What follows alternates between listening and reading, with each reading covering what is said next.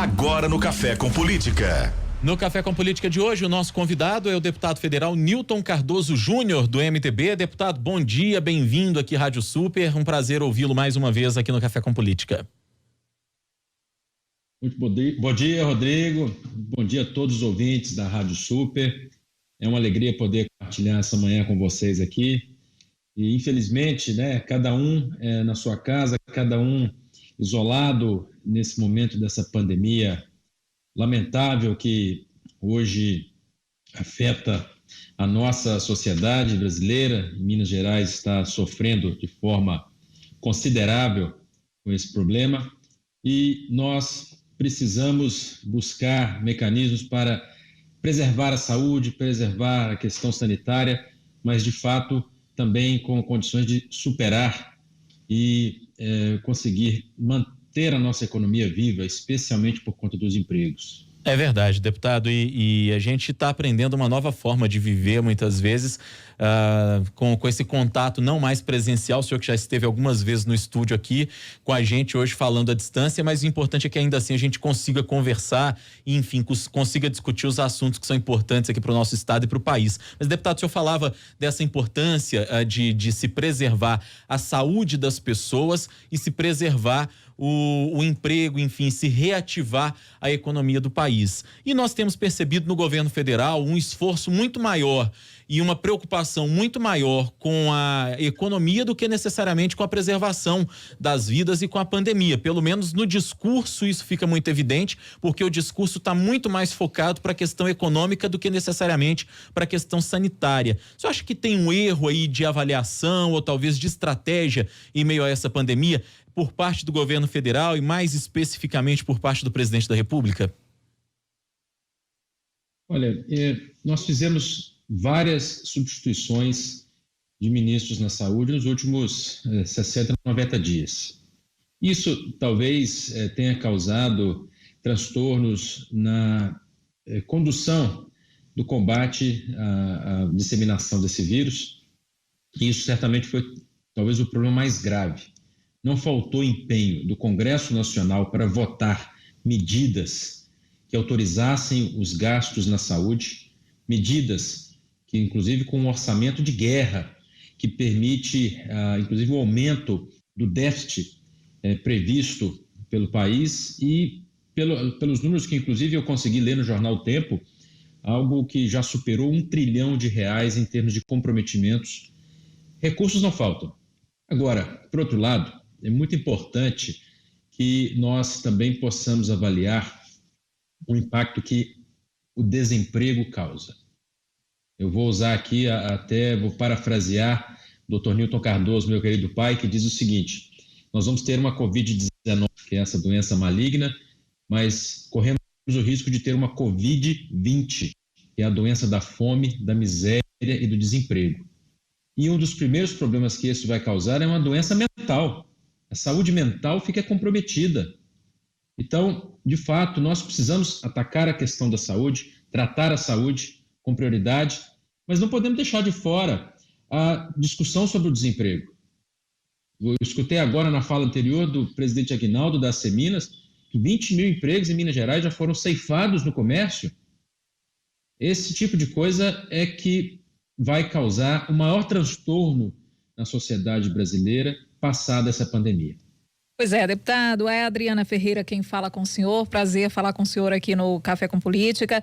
E aí eu pego um pouco do que o senhor disse em relação ao desemprego e à crise, como a gente está passando, a crise de saúde, a crise também econômica. E a gente vive hoje um momento muito conturbado politicamente também, com manifestações, criticando o papel do Congresso, criticando o papel do Supremo Tribunal Federal, enfim. Como que o senhor analisa, que leitura o senhor faz dessas manifestações nesse período que a gente está vivendo, um período de pandemia, de turbulências, na economia? Será que esse era o momento realmente da gente ter esse tipo de manifestação? E também, no que diz respeito ao tom dessas manifestações, que leitura que o senhor faz?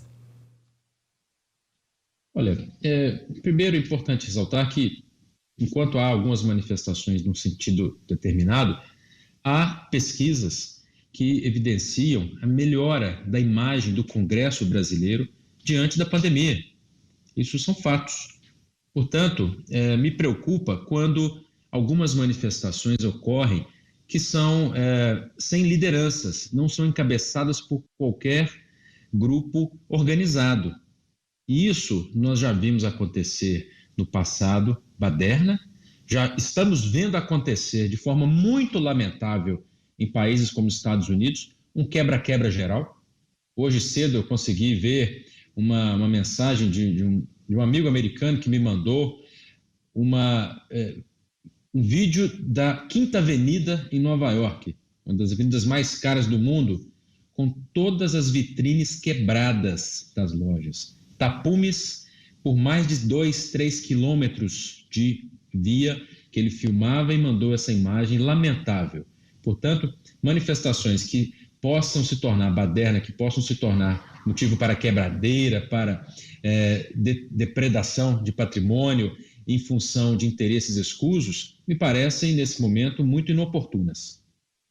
Deputado Newton Cardoso Júnior é o nosso convidado de hoje, ele que é do MDB, aqui no Café com Política. Deputado, o senhor estava citando aí essa questão das manifestações, citando que inclusive a imagem do Congresso melhorou durante a pandemia com as medidas que vocês tomaram, inclusive o senhor já destacava aqui a aprovação de um orçamento maior para o combate à pandemia, etc. E muitas dessas manifestações pedem muitas vezes o fechamento do Congresso, o fechamento do STF, a intervenção militar. A gente tem visto isso domingo após domingo, principalmente em Brasília. E aí eu pergunto para o senhor o seguinte: o senhor teme que haja uma ruptura institucional no Brasil ou não existe espaço para isso, mesmo que uma parcela da sociedade insista em vocalizar por essas medidas antidemocráticas? Bem, em primeiro lugar, eu sou de uma sigla, de um partido que foi responsável pela redemocratização, que tem a democracia e tem a liberdade no seu DNA.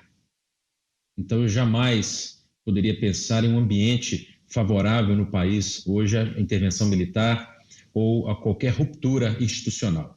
As nossas instituições estão sólidas. O país hoje vive um processo democrático bastante consolidado e bastante maduro.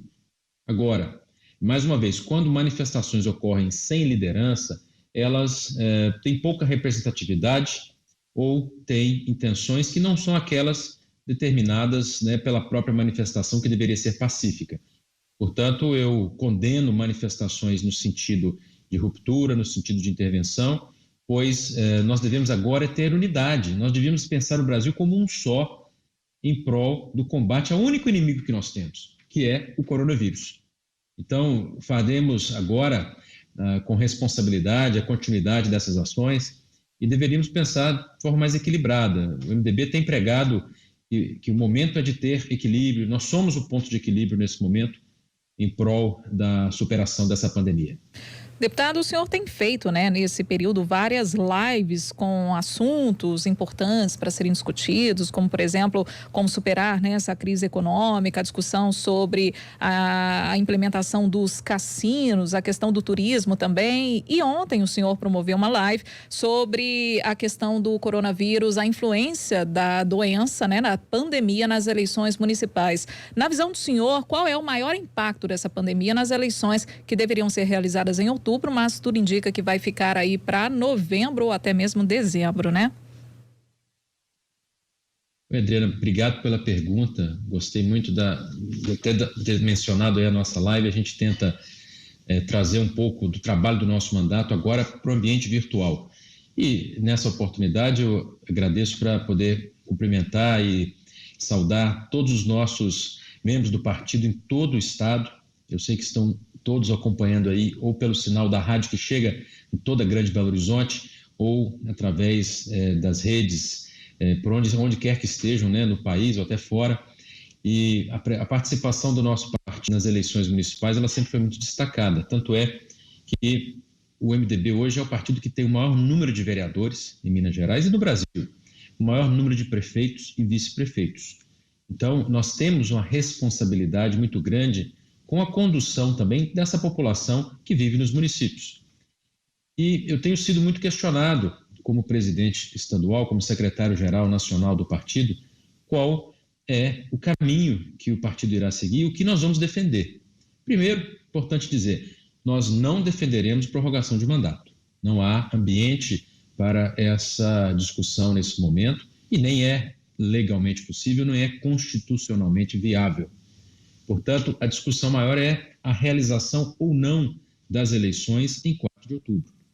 A princípio, o movimento municipalista, capitaneado pelo presidente Gilvan, da ANM, fala e pede a manutenção em 4 de outubro. O grande desafio é colocar as pessoas em condição de votar. Fiz uma pergunta ontem, se o sujeito chegar em 4 de outubro para uma urna de votação e ainda estivermos vivendo em um ambiente desagradável ou agressivo demais da pandemia, e ele chegar sem máscara, ele fica proibido de votar? Ou uma pessoa que é do grupo de risco, ela vai poder sair de casa para ir votar e se expor a esse risco?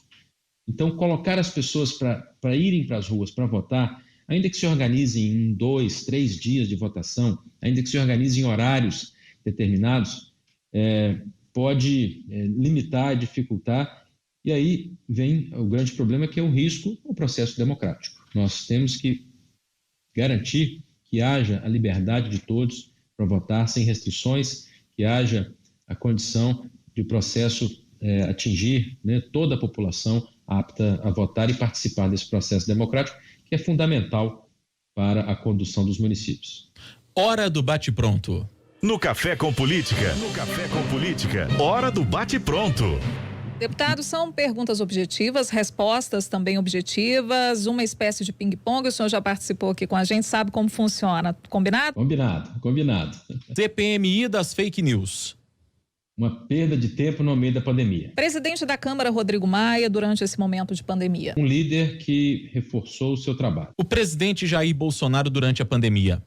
Quer um bem do Brasil. E o governador Romeu Zema durante esse contexto de pandemia. Ele está se esforçando. Eu entendo que a falta de experiência está pegando ele na dificuldade. Economia ou saúde? Saúde mental. Newton Cardoso Júnior, candidato a prefeito de Contagem em 2020. O coração bate forte pela cidade de Contagem. O senhor ficou bem em cima do muro nessa aí, hein, deputado? Deputado federal Newton Cardoso Júnior, do MDB, nosso convidado de hoje aqui no Café com Política, ele que é também o presidente estadual do partido aqui em Minas. Quero agradecer pela entrevista, pela oportunidade de conversar com o senhor aqui. Até a próxima, deputado. Rodrigo, Adriana, parabéns pelo trabalho de vocês, pelo grupo, o tempo, como vocês vêm acompanhando e monitorando essa situação de saúde no Estado. E muito obrigado pelo tempo. Eu gostaria de estar aí no estúdio com vocês, mas certamente teremos outras oportunidades. Mas fiquei muito feliz de poder compartilhar essa manhã com vocês e para toda a população mineira que acompanhou essa entrevista. Muito obrigado. Meu fraternal abraço.